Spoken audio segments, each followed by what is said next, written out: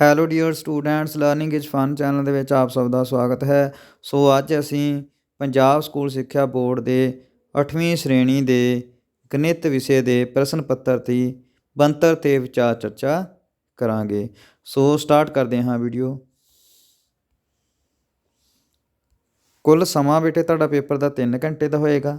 ਲਿਖਤੀ ਅੰਕ ਕੁੱਲ 80 ਨੰਬਰ ਦਾ ਪੇਪਰ ਹੋਏਗਾ। CCE ਦੇ 20 ਅੰਕ ਹੋਣਗੇ। ਪ੍ਰਸ਼ਨ ਪੱਤਰ ਦੀ ਬਣਤਰ 'ਤੇ ਹੁਣ ਵਿਚਾਰ ਚਰਚਾ ਕਰੀਏ। ਨੰਬਰ 1, ਸਾਰੇ ਪ੍ਰਸ਼ਨ ਜ਼ਰੂਰੀ ਹਨ। ਪ੍ਰਸ਼ਨ ਸਾਰੇ ਜਿਹੜੇ ਆ ਉਹ ਕੰਪਲਸਰੀ ਹਨ, ਕਰਨੇ ਹੋਣਗੇ। ਭਾਗ ਊੜਾ ਵਿੱਚ ਪ੍ਰਸ਼ਨ ਨੰਬਰ 1 ਤੋਂ 3 ਤੱਕ ਹੋਣਗੇ। ਪ੍ਰਸ਼ਨ ਨੰਬਰ 1 ਦੀ ਗੱਲ ਕਰੀਏ। ਪ੍ਰਸ਼ਨ 1 ਵਿੱਚ 16 ਪ੍ਰਸ਼ਨ ਬਹੁ ਵਿਕਲਪੀ ਉੱਤਰਾਂ ਵਾਲੇ 1-1 ਅੰਕਾਂ ਵਾਲੇ ਹੋਣਗੇ। ਮਤਲਬ MCQs ਆਉਣਗੇ। 16 ਸਵਾਲ ਹੋਣਗੇ ਬਹੁ ਵਿਕਲਪੀ ਪ੍ਰਸ਼ਨਾਂ ਵਾਲੇ। ਆਨਸਰ ਦਿੱਤੇ ਹੋਣਗੇ 4-4। ਉਹਨਾਂ ਦੇ ਵਿੱਚੋਂ ਤੁਸੀਂ ਸਹੀ ਆਨਸਰ ਦੀ ਚੋਣ ਕਰਨੀ ਹੋਏਗੀ। ਪ੍ਰਸ਼ਨ ਨੰਬਰ 2 ਦੀ ਗੱਲ ਕਰੀਏ। ਪ੍ਰਸ਼ਨ 2 ਵਿੱਚੋਂ 7 ਪ੍ਰਸ਼ਨ ਇਹਦੇ ਵਿੱਚ ਸਹੀ ਗਲਤ ਉੱਤਰਾਂ ਵਾਲੇ 1-1 ਅੰਕ ਵਾਲੇ ਹੋਣਗੇ। ਪ੍ਰਸ਼ਨ 2 ਦੇ ਵਿੱਚ 7 ਪ੍ਰਸ਼ਨ ਹੋਣਗੇ। ਪ੍ਰਸ਼ਨ ਤੀਜੇ ਦੀ ਗੱਲ ਕਰੀਏ। ਪ੍ਰਸ਼ਨ 3 ਵਿੱਚ 7 ਪ੍ਰਸ਼ਨ ਖਾਲੀ ਸਥਾਨ ਭਰਨ ਵਾਲੇ 1-1 ਅੰਕਾਂ ਵਾਲੇ ਹੋਣਗੇ। ਸੋ ਪ੍ਰਸ਼ਨ ਭਾਗ 3 ਦੀ ਗੱਲ ਕਰੀਏ ਆਪਾਂ। ਭਾਗ 3 ਐੜਾ ਵਿੱਚ ਪ੍ਰਸ਼ਨ ਨੰਬਰ 4 ਤੋਂ 7 ਤੱਕ ਹਰੇਕ ਪ੍ਰਸ਼ਨ 2 ਅੰਕਾਂ ਦਾ ਹੋਏਗਾ। 4 ਤੋਂ 7 ਤੱਕ ਜਿਹੜੇ ਭਾਗ 3 ਦੇ ਵਿੱਚ ਐੜਾ ਭਾਗ ਦੇ ਜਿਹੜੇ ਪ੍ਰਸ਼ਨ ਹੋਣਗੇ ਉਹ ਹਰੇਕ ਪ੍ਰਸ਼ਨ 2 ਅੰਕਾਂ ਦਾ ਹੋਏਗਾ, 4 ਤੋਂ ਲੈ ਕੇ 7 ਤੱਕ। ਭਾਗ ਆਪਾਂ 4 ਦੀ ਗੱਲ ਕਰੀਏ। ਭਾਗ ਈੜੀ ਵਿੱਚ ਪ੍ਰਸ਼ਨ ਨੰਬਰ 8 ਤੋਂ 13 ਤੱਕ ਹਰੇਕ ਪ੍ਰਸ਼ਨ 4 ਅੰਕਾਂ ਦਾ ਹੋਵੇਗਾ ਅਤੇ ਇਹਨਾਂ ਪ੍ਰਸ਼ਨਾਂ ਵਿੱਚ ਕਿਸੇ ਵੀ ਤਿੰਨ ਪ੍ਰਸ਼ਨਾਂ ਵਿੱਚੋਂ ਅੰਦਰੂਨੀ ਛੋਟ ਹੋਵੇਗੀ। ਇਹਦੇ ਵਿੱਚ ਚੁਆਇਸ ਤੁਹਾਨੂੰ ਮਿਲੇਗੀ। ਭਾਗ ਸੱਸਾ ਦੀ ਜੇਕਰ ਆਪਾਂ ਗੱਲ ਕਰੀਏ। 5ਵੇਂ ਦੇ ਭਾਗ ਸੱਸਾ ਵਿੱਚ ਪ੍ਰਸ਼ਨ ਨੰਬਰ 14 ਤੋਂ ਲੈ ਕੇ 16 ਤੱਕ ਹਰੇਕ ਪ੍ਰਸ਼ਨ 6 ਅੰਕਾਂ ਦਾ ਹੋਏਗਾ। ਇਹਨਾਂ ਸਾਰੇ ਪ੍ਰਸ਼ਨਾਂ ਵਿੱਚ ਅੰਦਰੂਨੀ ਛੋਟ ਹੋਏਗੀ। 2-2 ਪ੍ਰਸ਼ਨਾਂ ਦੇ ਵਿੱਚ 1-1 ਸਵਾਲ ਕਰਨਾ ਹੋਏਗਾ। ਸੋ ਅਧਿਆਇ ਵਾਈਜ਼ ਆਪਾਂ ਗੱਲ ਕਰਾਂਗੇ।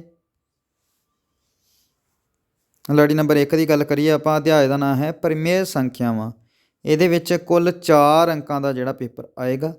1 ਅੰਕ ਵਾਲੇ 2 ਪ੍ਰਸ਼ਨ ਹੋਣਗੇ ਇਹਦੇ ਵਿੱਚ ਅਤੇ 2 ਅੰਕਾਂ ਵਾਲਾ 1 ਸਵਾਲ ਹੋਏਗਾ। ਜੇ ਆਪਾਂ ਸਵਾਲ ਨੰਬਰ ਲੜੀ ਨੰਬਰ 2 ਦੀ ਗੱਲ ਕਰੀਏ। ਅਧਿਆਇ ਦਾ ਨਾਮ ਹੈ ਇੱਕ ਚੱਲ ਵਾਲੇ ਰੇਖੀ ਸਮੀਕਰਨ। ਇਹਦੇ ਵਿੱਚੋਂ ਕੁੱਲ 6 ਅੰਕਾਂ ਦਾ ਪੇਪਰ ਆਏਗਾ। 1 ਅੰਕ ਵਾਲੇ ਪ੍ਰਸ਼ਨ 2 ਹੋਣਗੇ ਅਤੇ 4 ਅੰਕਾਂ ਵਾਲਾ 1 ਪ੍ਰਸ਼ਨ ਇਹਦੇ ਵਿੱਚੋਂ ਆਏਗਾ।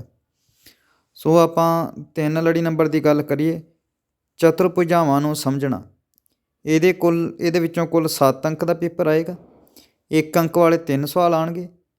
1 ਸਵਾਲ ਜਿਹੜਾ 4 ਅੰਕਾਂ ਵਾਲਾ ਇਹਦੇ ਵਿੱਚੋਂ ਆਵੇਗਾ। ਪ੍ਰਸ਼ਨ ਨੰਬਰ ਆਪਾਂ 4 ਦੀ ਗੱਲ ਕਰੀਏ ਅਤੇ ਅਧਿਆਇ ਦਾ ਨਾਮ ਹੈ ਅੰਕੜਿਆਂ ਦਾ ਪ੍ਰਬੰਧਨ। ਲੜੀ ਨੰਬਰ 4 ਦੀ ਗੱਲ ਕਰੀਏ। ਅਧਿਆਇ ਦਾ ਨਾਮ ਹੈ ਅੰਕੜਿਆਂ ਦਾ ਪ੍ਰਬੰਧਨ। ਕੁੱਲ ਅੰਕ ਇਹਦੇ ਵਿੱਚੋਂ 8 ਅੰਕਾਂ ਦਾ ਪੇਪਰ ਆਏਗਾ। 1 ਅੰਕ ਵਾਲੇ 2 ਸਵਾਲ ਆਉਣਗੇ ਅਤੇ 1 ਜਿਹੜਾ ਸਵਾਲ 6 ਅੰਕਾਂ ਵਾਲਾ ਇਹਦੇ ਵਿੱਚੋਂ ਆਏਗਾ। ਜੇ ਆਪਾਂ ਲੜੀ ਨੰਬਰ 5 ਦੀ ਗੱਲ ਕਰੀਏ। ਅਧਿਆਇ ਦਾ ਨਾਮ ਹੈ ਵਰਗ ਅਤੇ ਵਰਗਮੂਲ। ਇਹਦੇ ਵਿੱਚੋਂ ਕੁੱਲ 5 ਅੰਕਾਂ ਦੇ ਪੇਪਰ ਦੇ ਵਿੱਚ 5 ਅੰਕਾਂ ਦੇ ਸਵਾਲ ਆਉਣਗੇ।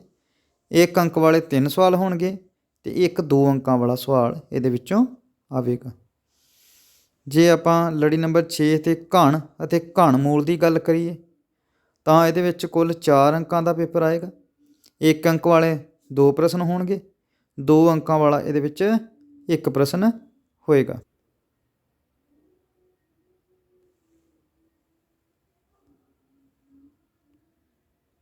ਜੇ ਆਪਾਂ ਲੜੀ ਨੰਬਰ 7 ਦੀ ਗੱਲ ਕਰੀਏ। ਰਾਸ਼ੀਆਂ ਦੀ ਤੁਲਨਾ।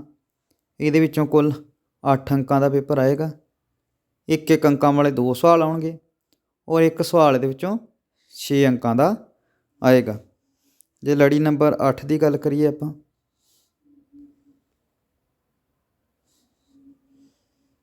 ਲੜੀ ਨੰਬਰ 8 ਦੀ ਗੱਲ ਕਰੀਏ। ਬੀਜ ਗਣਿਤਕ ਵਿਅੰਜਕ ਅਤੇ ਤਤਸਮਕ। ਇਹਦੇ ਵਿੱਚੋਂ 6 ਅੰਕਾਂ ਦਾ ਪੇਪਰ ਆਏਗਾ। 2 ਸਵਾਲ 1-1 ਅੰਕਾਂ ਦੇ ਆਉਣਗੇ ਅਤੇ 1 ਸਵਾਲ 4 ਅੰਕਾਂ ਦਾ ਇਹਦੇ ਵਿੱਚੋਂ ਆਏਗਾ। ਜੇ ਲੜੀ ਨੰਬਰ 9 'ਤੇ ਆਪਾਂ ਅਧਿਆਇ ਖੇਤਰ ਮਿਤੀ ਦੀ ਗੱਲ ਕਰੀਏ। ਇਹਦੇ ਵਿੱਚੋਂ 9 ਅੰਕਾਂ ਦਾ ਪੇਪਰ ਆਏਗਾ। 3 ਸਵਾਲ 1-1 ਅੰਕ ਦੇ ਆਉਣਗੇ ਔਰ ਇੱਕ ਸਵਾਲ 6 ਅੰਕਾਂ ਦਾ ਇਹਦੇ ਵਿੱਚੋਂ ਆਏਗਾ। ਲੜੀ ਨੰਬਰ 10 ਦੀ ਗੱਲ ਕਰੀਏ, ਘਾਤ ਅੰਕ ਅਤੇ ਘਾਤ ਅਧਿਆਇ ਦਾ ਨਾਮ ਹੈ। ਇਹਦੇ ਵਿੱਚ 5 ਅੰਕਾਂ ਦਾ ਪੇਪਰ ਆਏਗਾ। 3 ਸਵਾਲ 1 ਅੰਕ ਦੇ ਆਉਣਗੇ। ਇੱਕ ਸਵਾਲ 2 ਅੰਕਾਂ ਦਾ ਇਹਦੇ ਵਿੱਚੋਂ ਆਏਗਾ। ਜੇ ਲੜੀ ਨੰਬਰ 11 ਦੀ ਗੱਲ ਕਰੀਏ, ਅਧਿਆਇ ਦਾ ਨਾਮ ਹੈ ਸਿੱਧਾ ਅਤੇ ਉਲਟ ਸਮਾਨ ਅਨੁਪਾਤ। ਇਹਦੇ ਵਿੱਚੋਂ 5 ਅੰਕਾਂ ਦਾ ਪੇਪਰ ਆਏਗਾ। ਇੱਕ ਸਵਾਲ 1 ਅੰਕ ਵਾਲਾ ਔਰ ਇੱਕ ਸਵਾਲ 4 ਅੰਕਾਂ ਵਾਲਾ ਇਹਦੇ ਵਿੱਚੋਂ ਆਏਗਾ। ਜੇ ਸਵਾਲ ਨੰਬਰ 12 ਦੀ ਗੱਲ ਲੜੀ ਨੰਬਰ 12 ਦੀ ਗੱਲ ਕਰੀਏ, ਗੁਣਨ ਖੰਡੀਕਰਨ ਅਧਿਆਇ ਦਾ ਨਾਮ। ਇਹਦੇ ਵਿੱਚ 7 ਅੰਕਾਂ ਦਾ ਪੇਪਰ ਆਏਗਾ। 3 ਸਵਾਲ 1 ਅੰਕ ਦੇ ਔਰ ਇੱਕ ਸਵਾਲ 4 ਅੰਕਾਂ ਦਾ ਇਹਦੇ ਵਿੱਚੋਂ ਆਏਗਾ। ਲੜੀ ਨੰਬਰ 13 ਦੀ ਗੱਲ ਕਰੀਏ, ਗ੍ਰਾਫਾਂ ਬਾਰੇ ਜਾਣਕਾਰੀ। ਇਹਦੇ ਵਿੱਚੋਂ 6 ਅੰਕ ਦਾ ਪੇਪਰ ਆਏਗਾ। 2 ਸਵਾਲ 1 ਅੰਕ ਦੇ ਆਉਣਗੇ।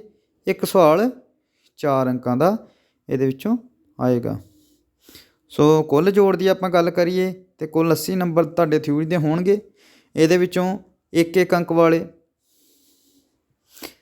30 ਨੰਬਰ ਦੇ ਸਵਾਲ ਆਉਣਗੇ ਔਰ 2 ਅੰਕਾਂ ਵਾਲੇ 4 ਸਵਾਲ ਆਉਣਗੇ। 4 ਅੰਕਾਂ ਵਾਲੇ 6 ਸਵਾਲ ਆਉਣਗੇ।